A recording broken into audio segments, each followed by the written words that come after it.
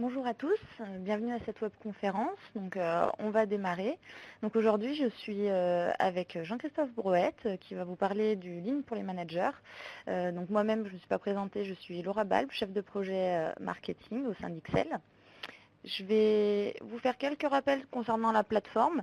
Donc vous avez un panneau de chat qui se situe en bas à droite de votre écran où vous pouvez poser vos questions durant toute la webconférence et nous garderons une quinzaine de minutes en fin de session pour y répondre. Donc n'hésitez pas à poser vos questions au fil de la webconf.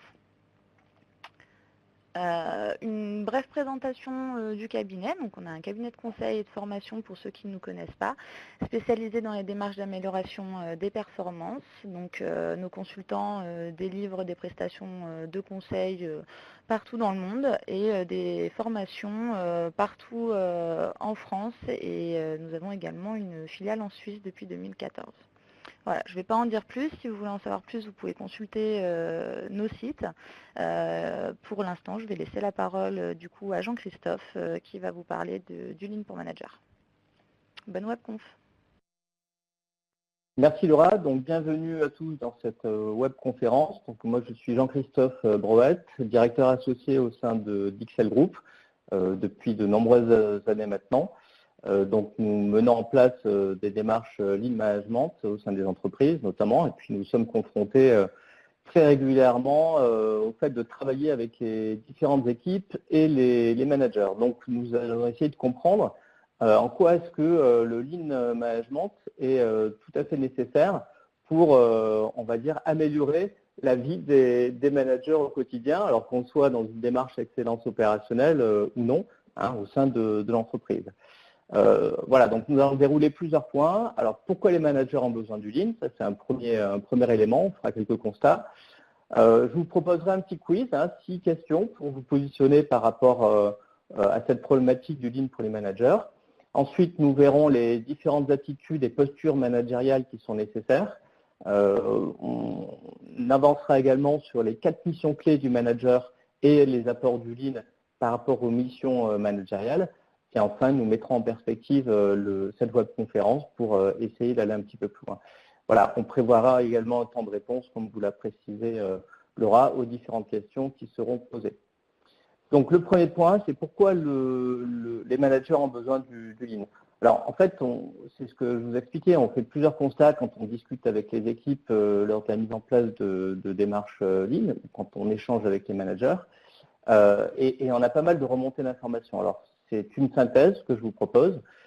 Une des principales remontées d'informations, c'est qu'on a du mal à fixer nos priorités, on a énormément de choses à faire, on est noyé sous le travail et donc on n'y voit absolument pas clair sur les objectifs et les priorités d'amélioration ou les priorités en termes d'amélioration et de performance de nos activités, quoi. Ça, c'est le premier point. On a également constaté quelques difficultés d'implication des équipes. Quand on a une situation un peu de tension, de stress, quand les objectifs ne sont pas clairs, les équipes ont du mal à s'impliquer. Là aussi, le temps passé et les missions des managers, quand on travaille là-dessus, on se rend compte qu'il y a pas mal de temps passé à faire du reporting, en réunion, à traiter des urgences et des problèmes, mais assez peu de temps consacré finalement à mobiliser les équipes sur les objectifs de performance, à traiter les irritants et les difficultés rencontrées par leurs équipes. Voilà, donc des indicateurs qui ne sont pas partagés, des objectifs qui ne sont pas bien compris, des priorités qui ne sont pas claires et finalement des équipes qui sont assez peu mobilisées sur l'essentiel de leur activité. Et puis un traitement en urgence des problèmes, souvent en mode pompier.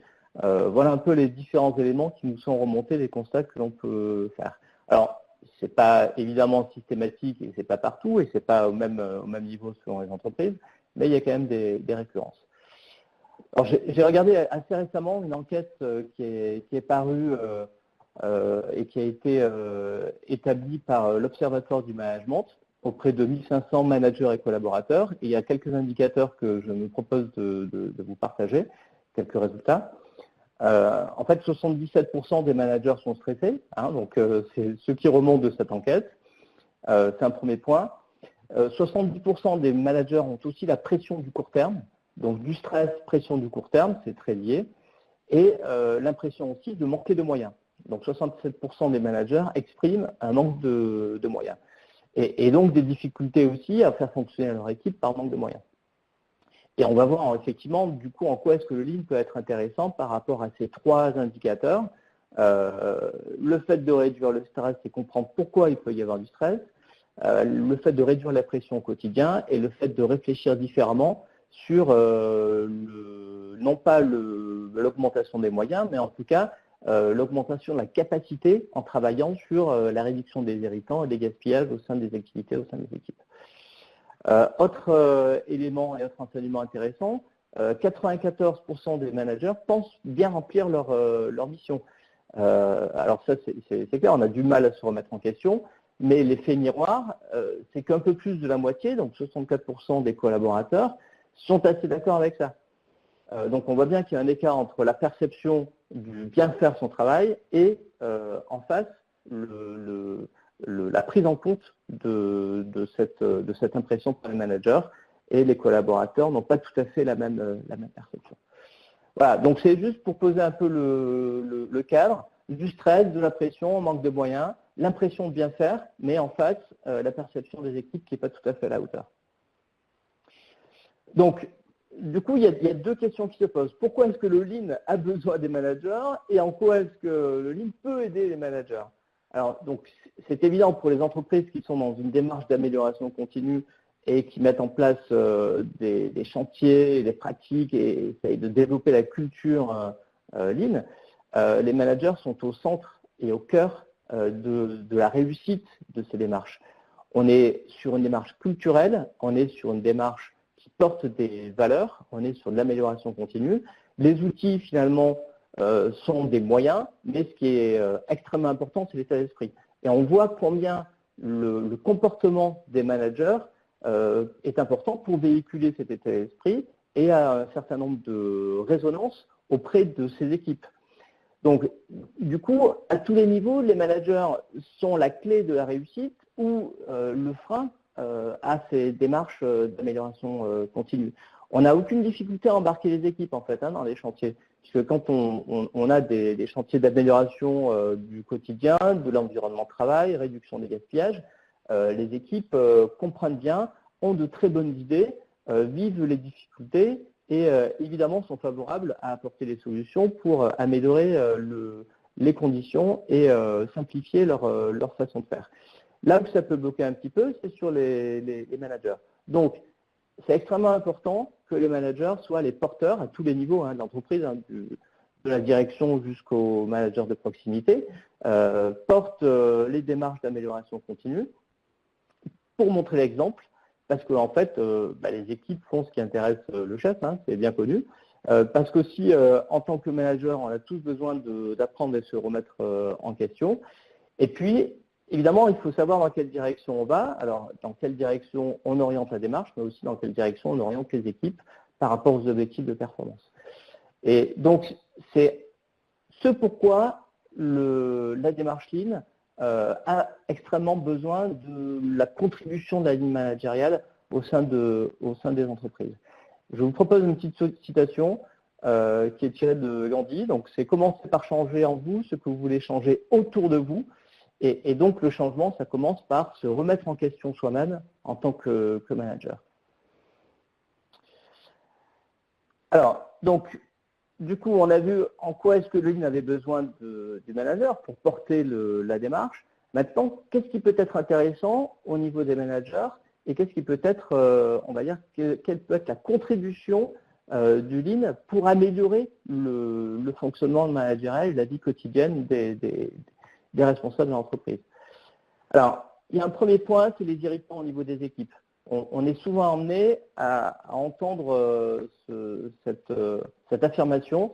Ça fait des semaines que je remonte tel ou tel problème, mais personne ne m'entend. Et alors que ça serait simple à traiter, ça peut être des questions de chauffage, de climatisation, d'éclairage, etc. Donc il y a tout un tas d'irritants qui sont simples à traiter, mais qui ne sont pas forcément adressés parce qu'il y a des urgences plus importantes. Donc, on se rend bien compte que un des objectifs du Lean, c'est aussi de traiter les irritants. Un des objectifs du manager, c'est de faire en sorte que ses équipes fonctionnent mieux, soient plus à l'aise et donc adresser le traitement de ces irritants. Alors, pourquoi est-ce que le Lean a besoin pourquoi est-ce que les managers ont besoin du Lean? C'est également pour redonner du sens collectif à l'équipe. On insistera un peu là-dessus lors de cette conférence. La réussite, elle est collective dans une entreprise. La réussite est rarement, voire jamais individuelle. Alors que c'est plutôt la culture française que de valoriser les réussites individuelles. Or, ce qui fait qu'on atteint les objectifs, c'est un travail d'équipe. C'est jamais la performance d'un individu. Et donc, la capacité à mobiliser cette équipe, à donner du sens, à créer du collectif, va être extrêmement essentielle. On va voir ensuite comment. Donc, autre élément de réponse, l'intérêt du Lean pour un manager, c'est en fait chasser aussi les gaspillages. On a parlé d'irritants, mais c'est dépenser moins d'énergie à courir après les problèmes et à les traiter, et par contre se consacrer un peu plus à créer de la valeur ajoutée, à mobiliser les équipes autour de cette valeur ajoutée. Voilà, donc il y a cette notion-là, et c'est la dernière que j'aborderai sur ce sujet, c'est traiter les problèmes avec les équipes, apporter des solutions concrètes aux problèmes que l'on peut traiter ensemble. On se rend compte que souvent on remonte en fait des difficultés ou on ne traite pas les problèmes qu'on pourrait traiter. Donc on va voir qu'un état d'esprit dans le Lean, apporté par un manager, c'est d'observer, d'aller sur le terrain, de comprendre et d'analyser les causes avec les équipes pour apporter des solutions ensemble. Voilà, donc une fois qu'on aura traité les irritants, qu'on aura redonné du sens collectif, mobilisé les équipes et effectivement progressé dans ces pratiques managériales, en fait, on aura quand même bien progressé en tant que manager. Et on verra les pratiques, le comportement et les outils du Lean qui peuvent nous aider à faire ça.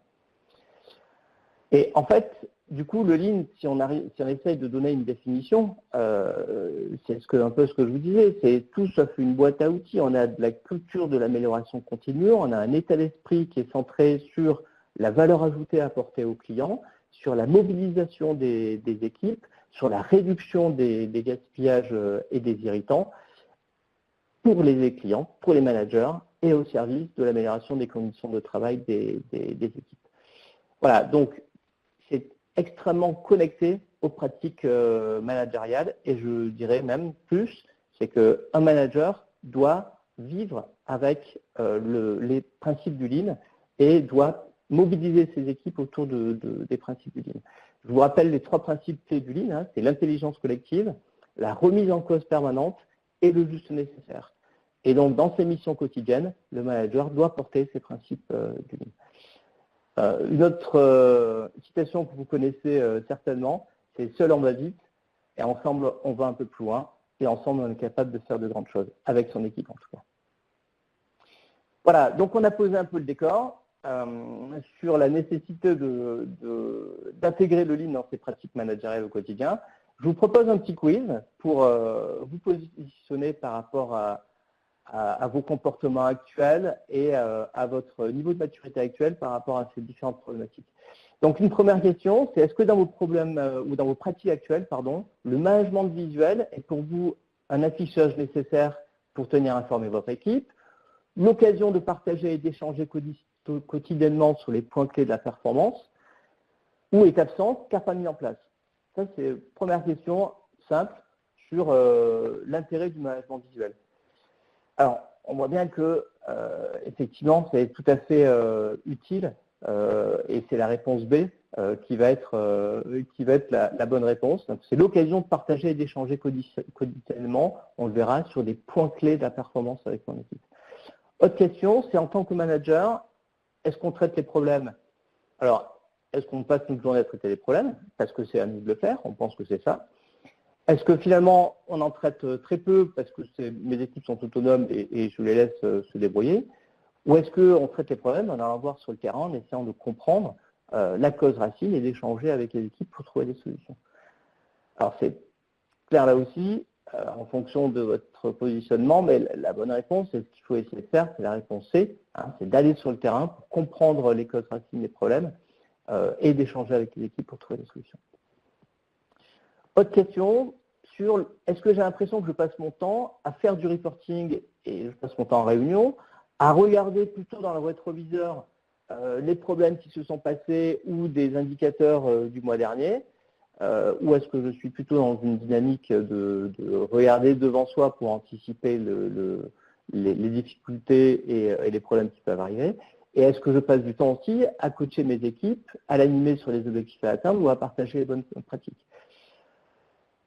Donc je vous laisse 30 secondes un peu pour réfléchir par rapport aux situations actuelles, mais on imagine bien que la bonne réponse est la dernière. Donc il faudrait passer plus de temps à coacher son équipe, à les animer sur les objectifs à atteindre et à partager ensemble les bonnes pratiques. Autre question sur les standards. Donc les standards, c'est les meilleures pratiques qu'on partage ensemble et c'est établi par les équipes et pour les équipes. Donc est-ce qu'il y en a qui sont partagés, ils sont visuels, ils sont disponibles, etc. Est-ce que, en fait, on sait qu'il y en a, mais on ne sait pas tout à fait où ça se trouve, hein, c'est quelque part dans des classeurs ou dans des répertoires informatiques, ou est-ce que finalement on pense que ce n'est pas utile parce que mon équipe est tout à fait compétente et ils arrivent à se débrouiller. Alors, donc, il faudrait que effectivement des standards soient établis pour qu'on partage ensemble les bonnes pratiques, qu'on s'aligne et que ce soit disponible et actualisé. Deux dernières questions. En termes de capacité à prendre en compte les propositions d'amélioration. Donc, est-ce que les propositions d'amélioration, alors finalement, il n'y en a pas qui remontent, hein, voilà, donc on n'arrive pas à les capter. Ça peut être aussi la situation actuelle. Est-ce que c'est rarement traité parce qu'on n'a pas le temps? En fait, hein, on traite les urgences, mais les actions d'amélioration, on a du mal à les adresser. Ou est-ce que c'est systématiquement remonté, pris en compte, noté en fait, hein, et traité quand on a la capacité de le faire à son niveau? Voilà. Donc, je pense que la bonne réponse, et vous serez d'accord avec moi, c'est la réponse C, et il faudrait s'orienter vers ça. La dernière question de ce quiz, c'est les activités, les tâches réalisées au sein de mon équipe. Est-ce que ça fait des mois et des mois qu'elles n'ont pas été remises en question, analysées, améliorées en fait? Est-ce qu'elles font régulièrement l'objet d'une analyse pour réduire les irritants, les gaspillages, les difficultés rencontrées par les équipes?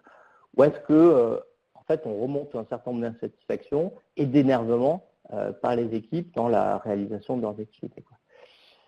Et donc, en tant que manager, effectivement, il faudrait partager, analyser, faire remonter les irritants et les difficultés, les gaspillages, en fait, hein, qu'on peut rencontrer. Alors, ça peut être de l'attente, du retravail, du contrôle inutile ou des tâches avec une forte pénibilité, etc., etc. Des déplacements aussi inutiles, hein. Donc là, on est dans les 8 gaspillages de Lean Management. Il faudrait plutôt s'orienter sur la capacité à réduire les irritants et les gaspillages avec les équipes. Voilà, donc si vous avez répondu aux bonnes réponses, effectivement, le niveau de maturité est plutôt bon en tant qu'intégration, de capacité à intégrer le Lean au niveau de votre pratique managériale. Donc ça nous oriente vers l'attitude et les postures managériales à adopter avant de regarder les missions clés et la boîte à outils qui pourraient être utiles pour les managers. Donc, quelles attitudes clés et quelles postures? Donc là, on est vraiment sur le comportement à adopter pour essayer de vivre mieux en tant que manager. Alors, on peut très bien vivre, hein, il n'y a pas de souci, sans avoir besoin de lui, mais ça peut aussi nous aider. Donc, on peut s'inspirer de Toyota. Alors, c'est souvent l'entreprise qu'on prend en exemple, mais il y a de bonnes raisons en fait, hein, de se baser sur ces bonnes pratiques et d'essayer de voir comment on peut les dupliquer au sein des entreprises françaises en tout cas.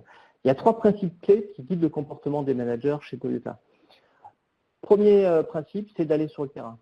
En fait, comprendre ce qui se passe, c'est pas seulement écouter quand on nous remonte des informations, c'est d'être capable aussi d'aller sur le terrain, alors qu'on soit sur de l'industrie ou sur des activités de service, hein, pour essayer de voir la réalité et la vérité de la situation.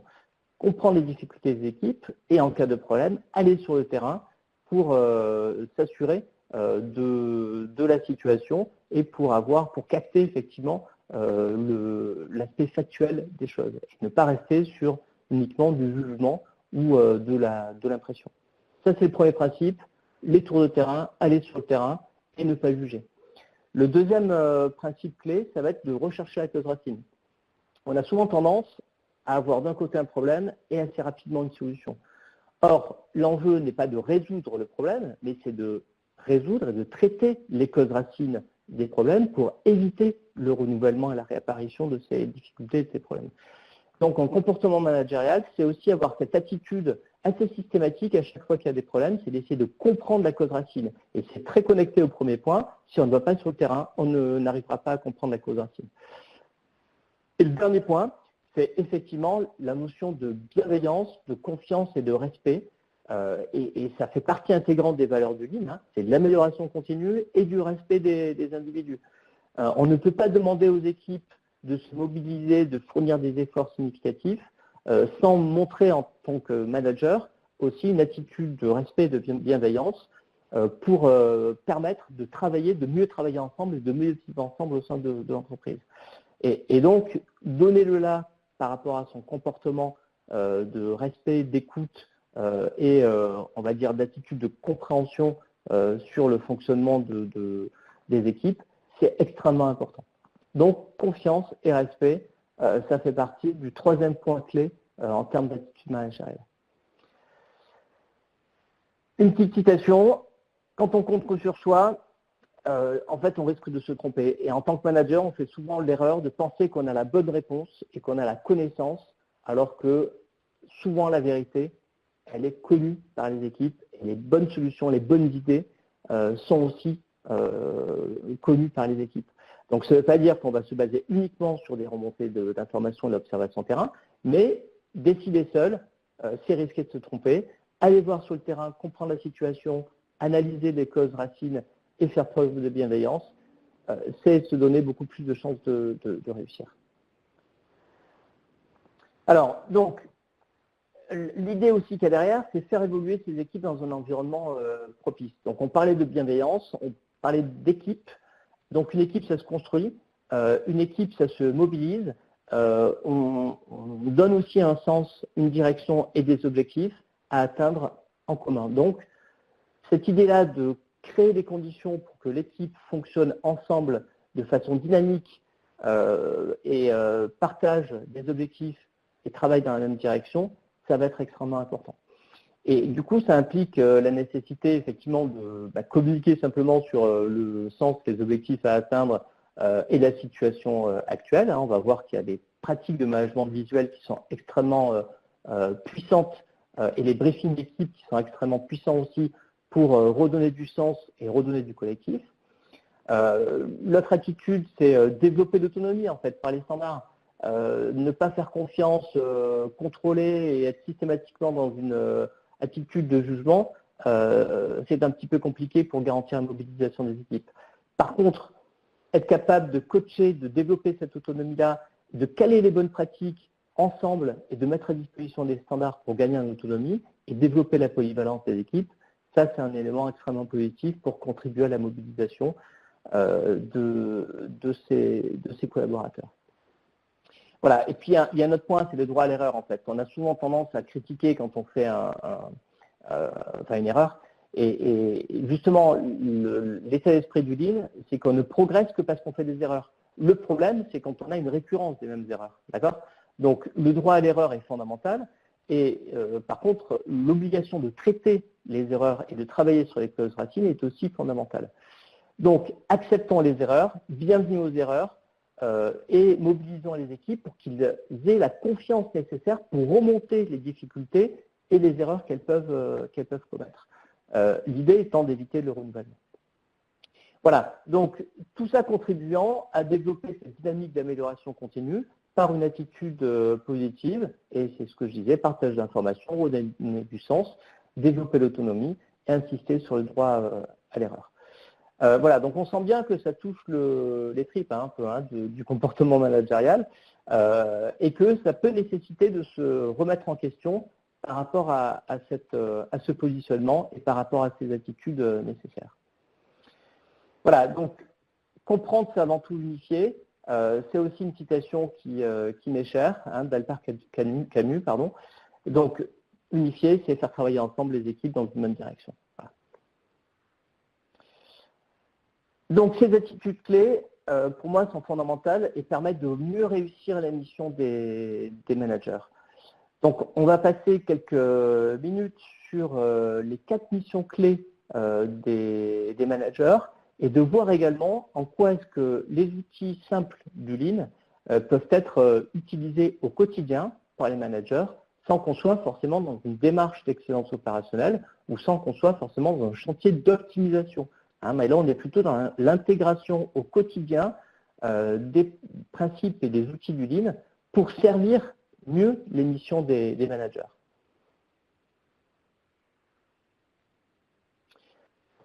Donc, j'ai résumé alors de façon assez synthétique et forcément partielle.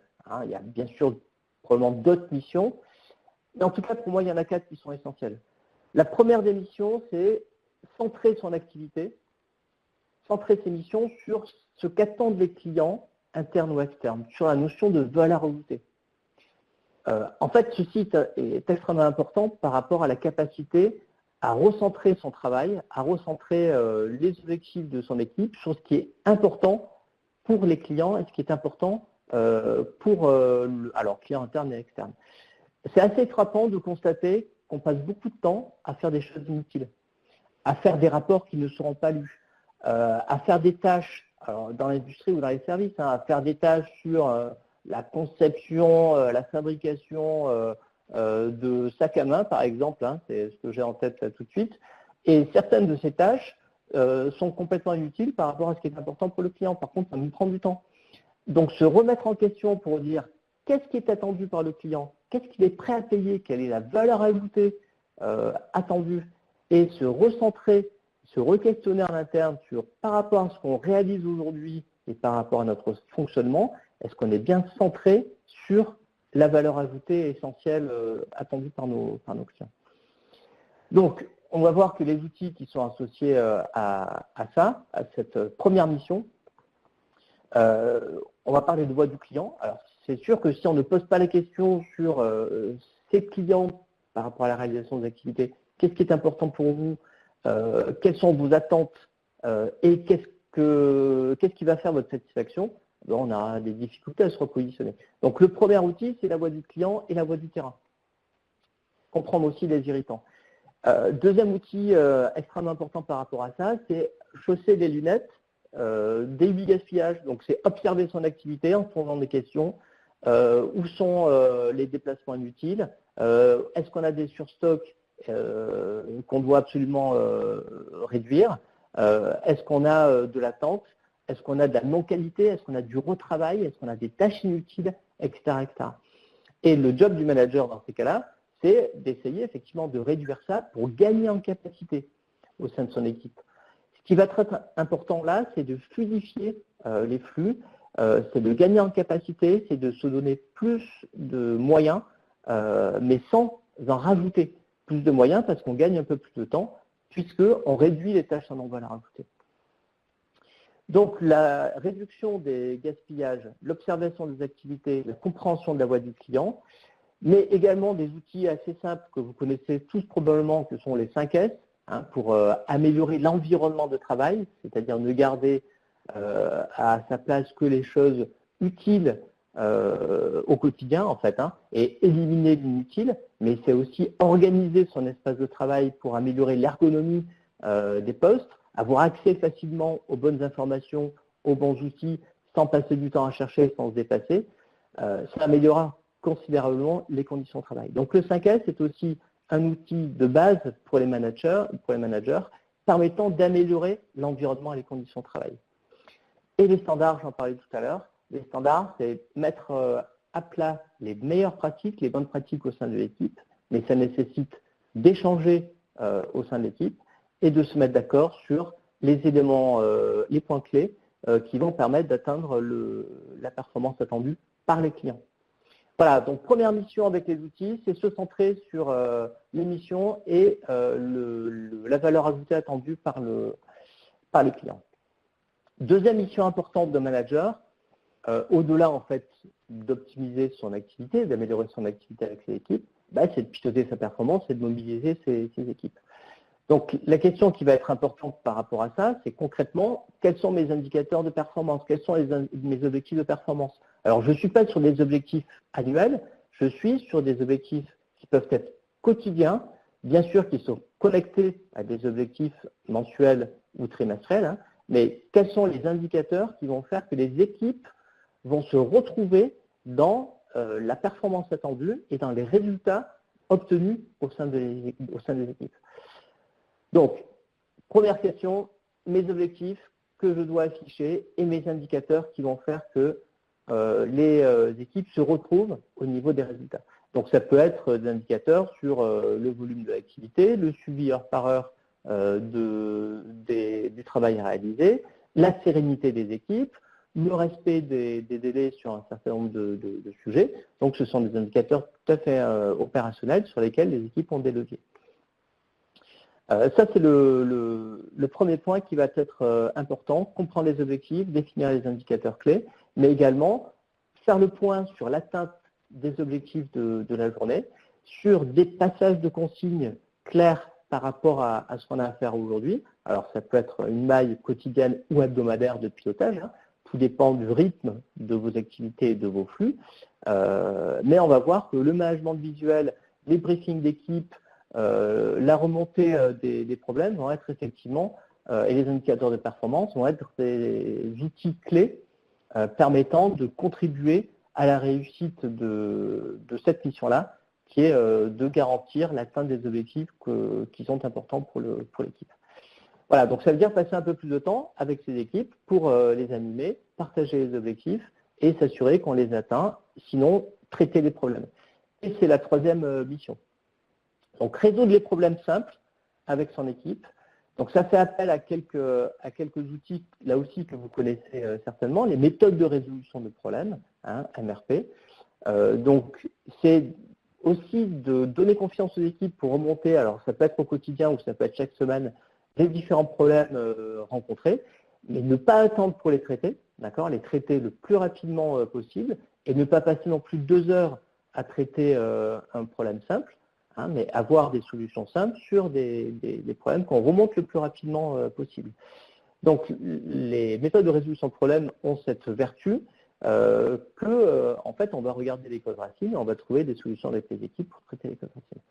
Voilà, donc il y a des outils qui sont là aussi visuels, hein, des plans d'action que l'on peut afficher sur des supports de management visuel avec les remontées des irritants, les remontées des problèmes, les causes, les actions à engager dans la journée ou dans la semaine, le responsable qui va traiter cette action-là et le suivi de la mise en place. Et donc, c'est une dynamique vertueuse.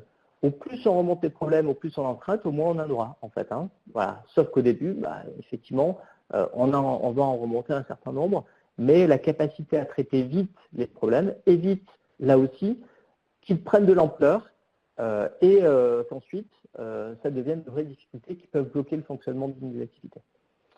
Voilà, la quatrième mission, qui va être importante, va être, on va dire, d'adopter une posture du manager lean. Alors, dans la posture, c'est ce qu'on disait au départ, juste avant, c'est le comportement. Et donc, les objectifs qui sont affectés à cette mission, c'est de développer ces équipes, c'est de les amener à progresser, c'est donner aussi la capacité à être plus polyvalent dans la réalisation de ces missions et de faire évoluer aussi les compétences de ces équipes. Donc, ça veut dire que dans sa pratique, c'est coacher ses équipes quand il y a des difficultés ou coacher un individu quand il a des difficultés, mais c'est aussi de créer le climat pour qu'ils échangent entre eux et partagent les bonnes pratiques ou les situations un peu difficiles qu'ils ont rencontrées. C'est d'avoir aussi une attitude d'écoute active pour capter les irritants, les problèmes un peu de stress, de tension qui de toute façon sont la réalité, hein, mais réagir aussi vite en adoptant la bonne attitude. Donc, l'écoute active, le coaching, la proximité avec ses équipes, le développement de la polyvalence va faire que effectivement ça devient une véritable mission des managers que d'adopter les bonnes postures pour développer ces équipes. Voilà, donc 4 missions avec des outils simples, hein, du Lean à intégrer au quotidien et qui contribuent réellement à l'amélioration des pratiques managériales. Alors, pour illustrer un peu ce propos, je vais faire un zoom sur 2-3 exemples, en fait, hein, notamment sur la partie pilotage de la performance. Donc, on l'appelle aussi l'animation intervalle court. Alors, pourquoi intervalle court? Parce que faire des réunions mensuelles qui durent une journée sur de l'information, ce n'est pas de l'animation, ce n'est pas du pilotage de la performance. On arrive à piloter et à atteindre les résultats quand on fait du pilotage quotidien ou hebdo, hein, ça dépend de la maille, hein, mais de façon très dynamique et régulière et que ça s'intègre dans des rituels de management permettant de communiquer, d'échanger avec les équipes sur les problématiques. Donc l'animation à intervalle court ou le briefing des équipes va être un des outils clés qui va permettre de remonter les problèmes, de partager les objectifs et les résultats. Et du coup, cet esprit d'équipe se crée à ce moment-là. Donc ce qui va être important, c'est de démarrer en fait, hein, ce management visuel et ces briefings d'équipe. En faisant participer les équipes et en leur posant simplement la question, qu'est-ce qui fait que vous passez une bonne journée? Qu'est-ce qui fait que vous avez passé une mauvaise journée? Et donc, ça permet de dire, on a passé une mauvaise journée parce que on a un retard, parce qu'on a traité des erreurs, parce que, etc. Et donc, ça permet de faire ressortir des indicateurs clés sur lesquels les équipes ont des leviers. Et ensuite, d'alimenter quotidiennement les résultats obtenus par rapport à ces indicateurs clés. Et ne serait-ce que commencer avec un tableau blanc, un feutre, et de poser la question aux équipes sur qu'est-ce qui va faire que vous avez passé une bonne journée ou une mauvaise journée. On identifie 3-4 indicateurs clés qu'on commence à piloter et ensuite on crée cette dynamique de partage, d'échange, de remontée des problèmes et d'amélioration continue.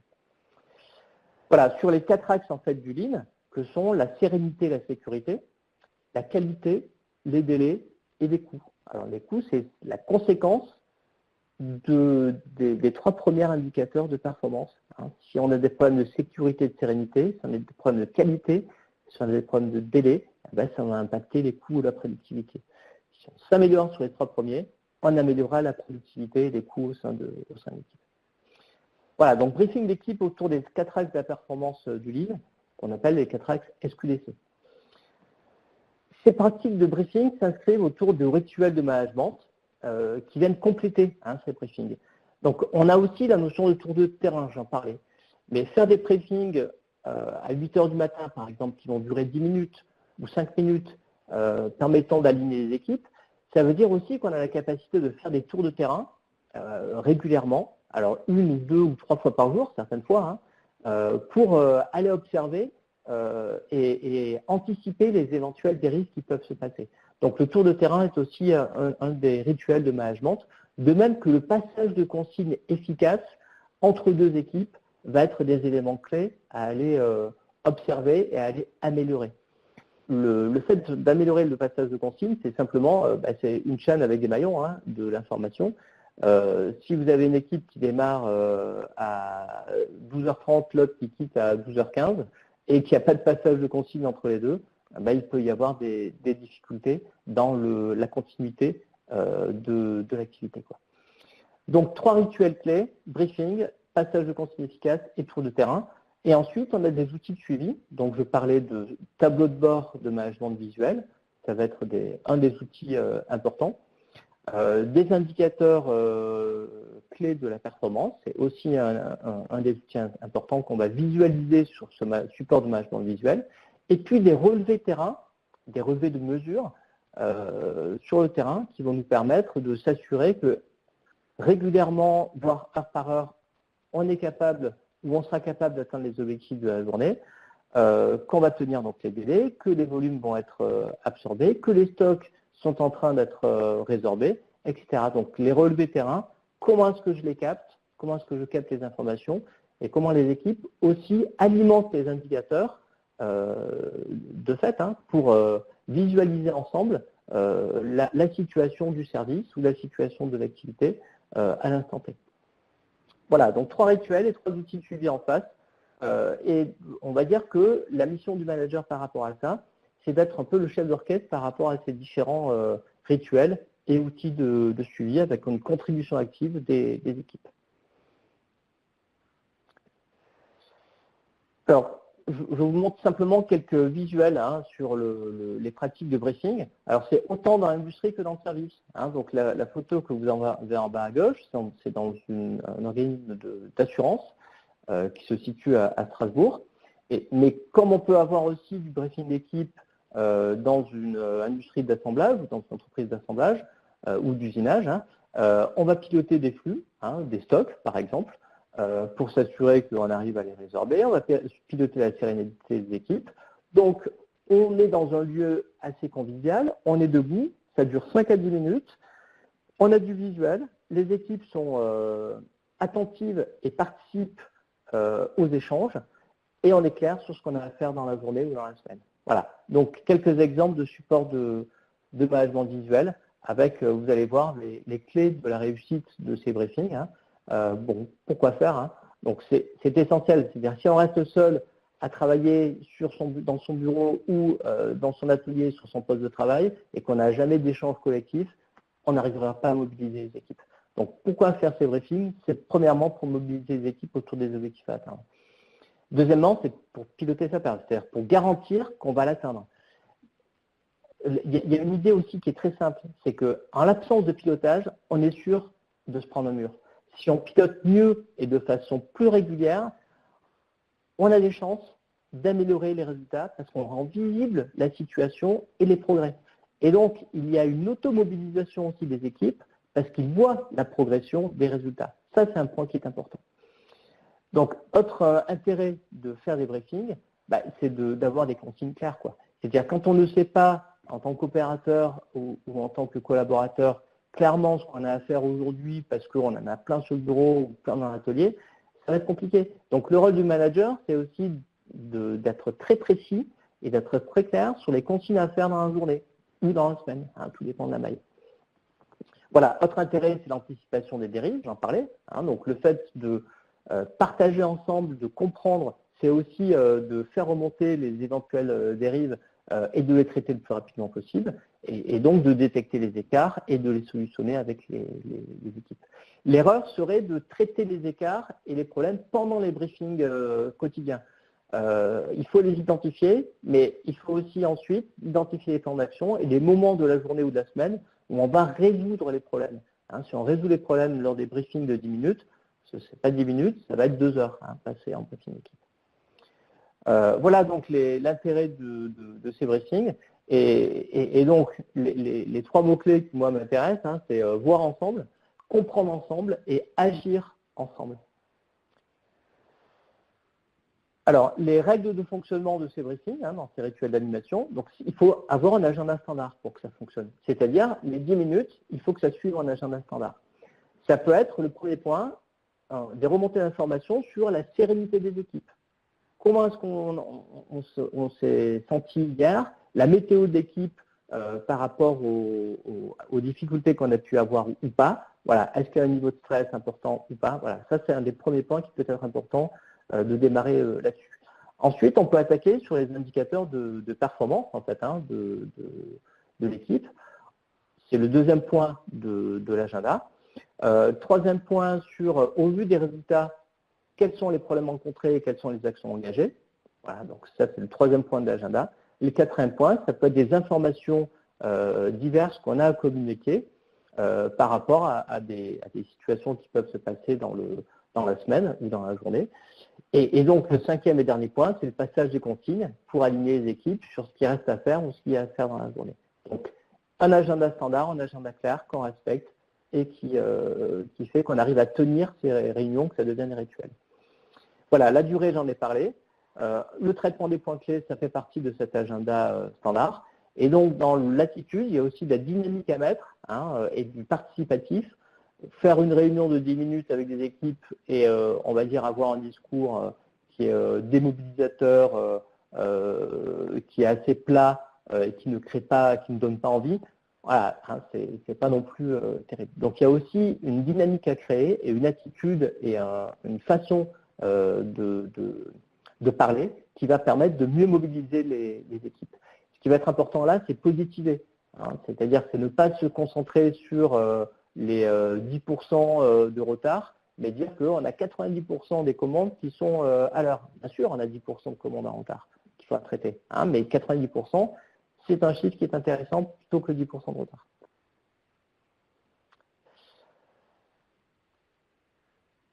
Voilà, donc sur ces rituels d'animation, et je voulais en terminer là sur les 4 missions avec ces exemples de pratiques, hein, autour des briefings et autour des rituels d'animation. Et je rappelle donc les 4 missions clés qui sont de redonner du sens et de la valeur ajoutée aux missions en chassant le gaspillage, de piloter la performance avec ses équipes, de traiter et de résoudre les problèmes durablement et d'adopter un comportement et une attitude permettant de développer la compétence et la mobilisation de ses équipes. Donc, pour aller plus loin, ce que je vous propose, c'est qu'au-delà de ces 45 minutes d'explication, en fait, on vous propose un cursus de formation, hein, sur 4 journées qui vont permettre d'approfondir et de mettre en main ces missions clés et ces outils au service des managers.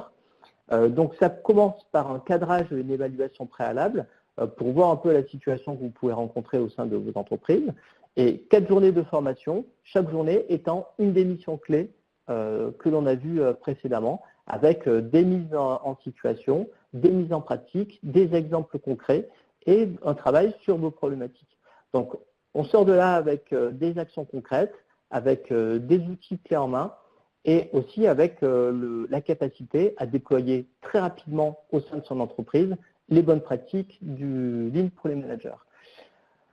On fait un QCM à la fin de la formation pour s'assurer qu'il y a quelques éléments qui ont été retenus, et on propose également une certification Lean pour les managers, c'est-à-dire avoir la capacité non seulement de démontrer qu'on a compris les éléments de la formation, mais qu'on a pu mettre en place les bonnes pratiques du Lean pour les managers.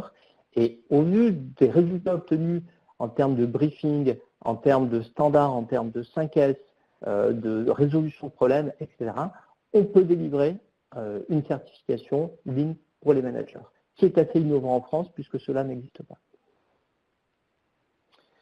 Au-delà de cette formation, donc où là on s'adresse à un public de managers, on a l'ensemble de la démarche Lean et la question se posait de la contribution managériale à tous les niveaux d'entreprise. Et donc effectivement, un des points importants pour aller plus loin, c'est aussi de connecter la démarche excellence opérationnelle au déploiement stratégique au sein de l'entreprise. Pourquoi faire du Lean? Pourquoi faire de l'excellence opérationnelle? À quelles orientations stratégiques on va contribuer? Et donc, de fait, on accompagne aussi les entreprises sur cette problématique-là avec des outils de déploiement stratégique permettant de connecter réellement le Lean Management à la définition de la vision, à la définition des objectifs et des priorités de l'année, définition des indicateurs clés et des processus et des projets d'amélioration à engager. Et c'est là où le Lean peut avoir sa forte contribution au vu des objectifs à atteindre et des priorités de l'année. Voilà, on peut faire aussi du coaching managérial. Ça fait partie des missions d'Ixelles, donc de vous accompagner sur le terrain pour mettre en place le Lean pour les managers et puis travailler sur l'accompagnement du changement, c'est-à-dire embarquer aussi vos équipes dans cette dynamique d'amélioration continue, au-delà de la formation et de l'installation des bonnes pratiques de pilotage de la performance avec vos équipes.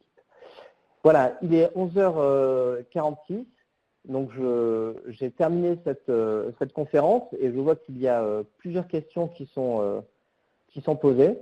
Donc je vais passer un petit peu de temps à répondre aux différentes questions.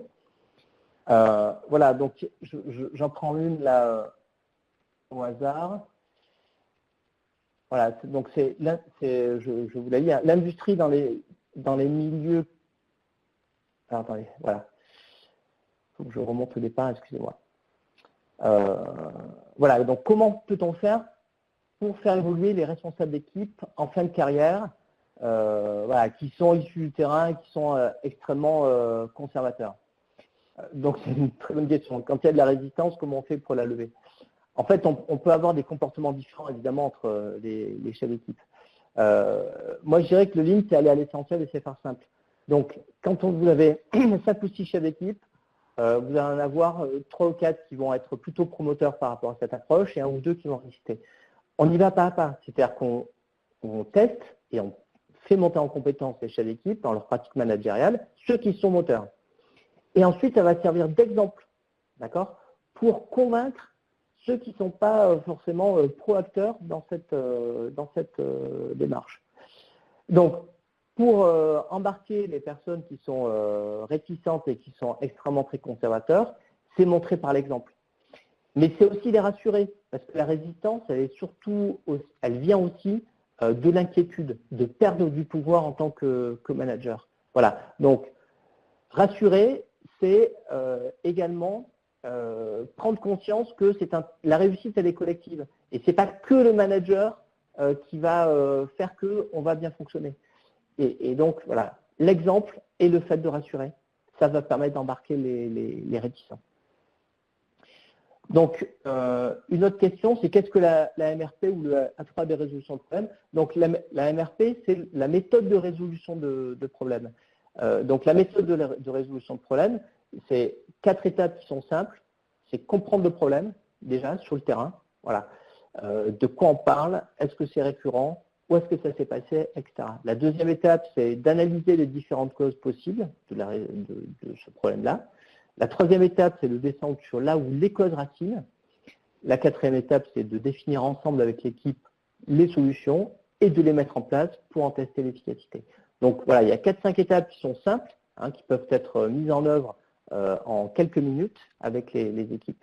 Le A3 de résolution de problème, c'est simplement un format synthétique permettant, si c'est un problème assez récurrent qui nous a gêné, de conserver la trace et l'historique de cette résolution de problème sur un document synthétique. Donc format 3, c'est juste le format sur une page, en fait, où on a l'identification, où on a l'historique, en fait, l'identification du problème, les différentes causes, la cause racine, les solutions et les résultats obtenus. Voilà, donc que préconisez-vous pour la mise en place des top 5, top 10, top 15, en fait, sur une ligne de production? En fait, les top 5, top 10, top 15, ce sont 3 niveaux de réunion, 5, 10, 15 étant la durée, les top 5 étant pour les chefs d'équipe, le top 10 étant pour les chefs d'équipe avec leurs équipes, le top 5, le top 10 étant les chefs d'équipe entre eux avec le responsable d'exploitation, par exemple, et le top 15 étant la réunion au-dessus entre le responsable d'exploitation et les différentes fonctions de support. Donc on va dire, un enchaînement entre ces différentes réunions permettant de remonter les problèmes au bon niveau et d'avoir un rythme et une dynamique dans le pilotage de la performance et un traitement des problèmes au bon niveau. Alors, qu'est-ce qu'on préconise pour la mise en place? Alors, pour moi, la première étape, c'est de réfléchir avec la ligne managériale sur cette pyramide de réunions. À quel moment on les fait? Qui participe? Quel va être l'agenda? Donc là, ce n'est pas encore du contenu, c'est de la forme. C'est structurer la pyramide des différentes réunions aux 3 niveaux de pilotage avec la ligne managériale. Et ensuite, on descend sur le terrain. C'est-à-dire qu'on met en place ce top 5 en se posant la question, c'est quoi les problèmes qu'on rencontre sur le terrain, c'est quoi ce qu'on a besoin de piloter. Alors bien sûr, en ayant en tête aussi les indicateurs importants de la ligne ou de l'atelier de production, mais c'est de commencer à alimenter le pipe avec le top 5. Et progressivement, on va bonifier avec 3-4 réunions les pratiques, le fonctionnement et la contribution des équipes, et on commence à alimenter le top 10 qu'on met en place. Donc du coup, quand le premier niveau est stabilisé, au bout de 3-4 réunions, même s'il y a encore des améliorations à faire, on met en place le top 10 avec les chefs d'équipe. Donc on définit le support de management visuel, on définit l'agenda avec les chefs d'équipe, et on le met en route, on le fait tourner, 1 fois, 2 fois, 3 fois, 4 fois, le temps qu'il faut, pour que ça commence à devenir des réflexes et qu'on soit dans de l'amélioration continue de nos pratiques. Et pareil pour le top 15. Donc le top 5 a commencé à fonctionner, produit des éléments pour alimenter le top 10 et le top 15 entre les responsables, on le met en place en définissant le support de management visuel qui va bien pour ces responsables-là quelles informations je récupère du niveau top 10 pour alimenter le top 15 et je crée le support de management visuel avec les 3-4 indicateurs clés et les éléments de pilotage à son niveau. Donc, en résumé, 2 grandes étapes. On définit la structure en commun avec les différents niveaux d'aide managériale et on commence à le mettre en place sur le terrain en remontant progressivement et en fiabilisant au fur et à mesure la remontée des informations. Et après, en fait, ça devient du quotidien et les équipes sont extrêmement demandeuses de ces modes de fonctionnement. Voilà, une dernière question. Donc, comment appliquer cette méthode issue de l'industrie dans des milieux comme les assureurs ou la banque qui sont souvent englués par des procédures? Voilà, en fait, ça fonctionne extrêmement bien et je comprends la question. Donc, je vous invite d'aller voir sur YouTube des vidéos qu'on a pu faire dans le milieu des assurances, notamment sur AJP. Si vous tapez XL AJP, vous allez avoir le témoignage des équipes d'une mutuelle et d'un assureur qui viennent montrer ce qu'ils ont fait au niveau des briefings et des pratiques de management visuel. C'est une petite vidéo de 2 minutes, mais qui est extrêmement parlante. Donc, comment appliquer cette méthode? Alors, je dirais, c'est toujours pareil, c'est de partir en fait des difficultés, des irritants, des dysfonctionnements des équipes sur de la gestion, sur des activités de gestion en fait, dans le domaine de l'assurance. On va prendre en compte les demandes, les dossiers, qu'on va les traiter, les analyser, etc. On a des problématiques de flux, on a des problématiques aussi de délai. Et donc, on est souvent amené à intervenir chez les assureurs qui travaillent le samedi. En fait, les équipes travaillent le samedi, font des heures supplémentaires. Pourquoi? Parce que les flux ont du mal à être absorbés, parce qu'on a des systèmes d'information ou des procédures qui sont extrêmement compliquées. Donc, en faisant un chantier d'amélioration par percée et en instaurant des pratiques de management avec les équipes, on arrive à gommer ça. Et donc là aussi, on a de très bons exemples. Je pense à une entreprise qui est basée dans le centre de la France, qui fait aussi de l'assurance. Donc là, c'était sur le pilotage des flux de remboursement, qui était effectivement très engorgé, avec des heures sup et des équipes extrêmement stressées et irritées et fatiguées. En fait, on a simplement remis à plat le flux avec les équipes, on a mis en évidence les problèmes qu'il a rencontrés, et on les a traités un par un. Et donc, sous un format chantier d'amélioration par percée, en 5 jours sur le terrain avec les équipes, on a redéfini le nouveau flux, les nouveaux modes de fonctionnement, et on a mis en place des pratiques de briefing et de pilotage de la performance avec les managers. Et clairement, entre la semaine précédente et la semaine suivante, on a réduit de moitié les dysfonctionnements et les stocks se sont considérablement réduits. Et du coup, les niveaux de stress et de mobilisation des équipes, le niveau de stress est réduit, le niveau de mobilisation a progressé. Et c'est des équipes qui ne travaillent plus le samedi, en fait, qui ne font plus d'heures sup. Voilà, donc là aussi, vous trouvez des choses sur nos vidéos, sur notre chaîne YouTube, de témoignages, en fait, dans le secteur des services. Voilà, donc il y a pas mal d'autres questions qui sont posées. On arrive à l'heure de fin, en fait, de cette conférence. Donc, je prendrai les différentes questions et je donnerai des réponses et on vous les enverra, puisqu'on a vos emails. Donc, en tout cas, je tenais à vous remercier pour votre écoute, pour la qualité aussi des questions qui ont été posées. Et je vous invite, en tout cas, à pratiquer le Lean pour les managers pour gagner en bien-être et à mobiliser plus vos équipes donc dans l'atteinte des objectifs de performance. Merci à vous, je vous souhaite un bon appétit et une bonne fin de journée. Merci beaucoup, au revoir.